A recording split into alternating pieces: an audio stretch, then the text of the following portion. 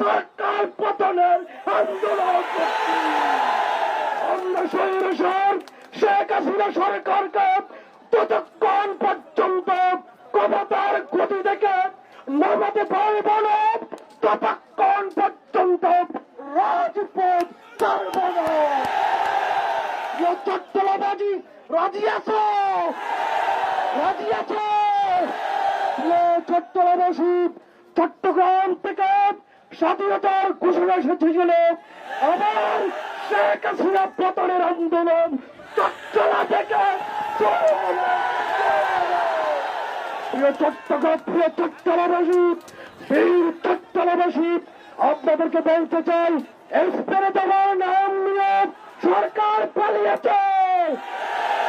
আজকে আমাদের ভাইদের উপর গুপ্ত হামলা করার জন্য 2013 সালের 5 জানুয়ারিকে আবার ফিরে নিয়ে আসার জন্য ওয়াইফাই সমস্ত নেটওয়ার্ক বন্ধ করেছে।